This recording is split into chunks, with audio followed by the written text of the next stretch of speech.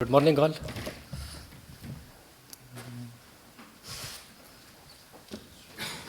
So the topic we are working on is a low demand scenario for Europe, modeled in PyPSA-EUR.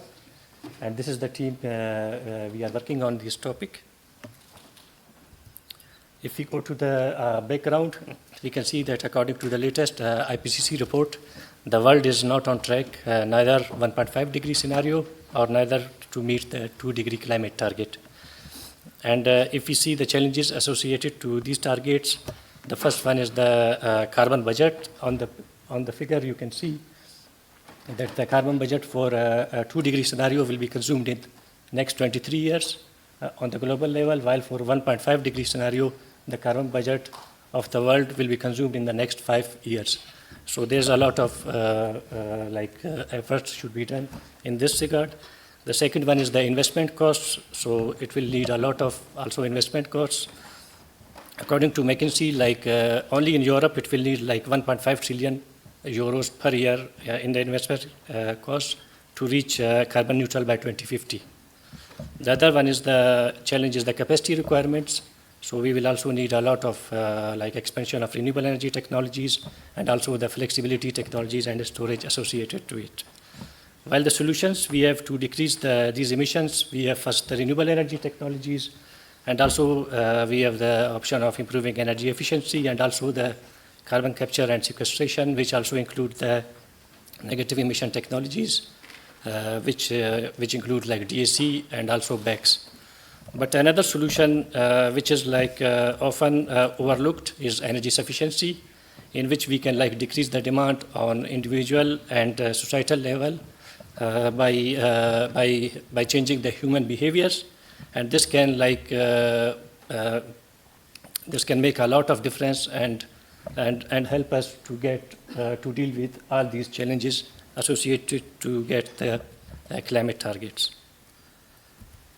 So now I will give you a small introduction of the CLEVER scenario, which was initiated by the Megawatt Associations. So we will discuss it in detail in the breakout group on energy sufficiency, which was organized by Silva. So for introduction, they are considering SER approach, which is sufficiency, efficiency, and renewable energy technologies. So first they quantify the demands on the demand level, considering the sufficiency assumptions, and then they consider how much efficiency will contribute and how much renewable energy technology will be needed to satisfy these demands. So we have data for all these, for all the European countries, which is they have published their report recently in a European vision. And importantly, by 2050, they are considering carbon budget for 1.5 degree scenario and 100% renewable energy technologies. If you see the sufficiency and efficiency assumptions, these are for Belgium. So in renovation, they are considering 80% renovation by 2050, and also the heat requirements, they are minimizing it, considering the lower temperature settings and also low use of hot water. And also in the transport sector, they are considering lower freight transport due to the lower demands, and also a lot of active mobility and a shift towards the rail travel, and a significant decrease in the air travel.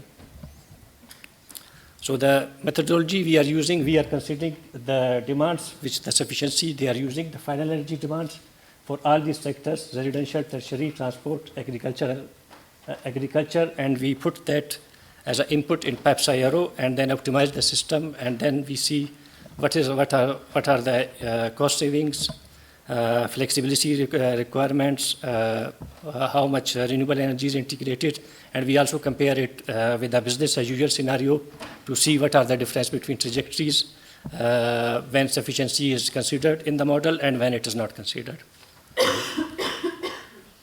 So now I will show some results quickly.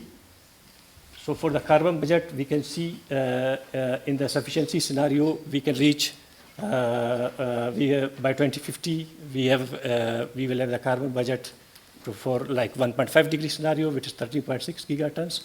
While in the business as usual scenario, if we use a 0% constraint by 2050, we have 25.3 gigatons, but the most of the carbon budget will be consumed by 2040, so we will need a lot of investment in negative emission technologies after 2040.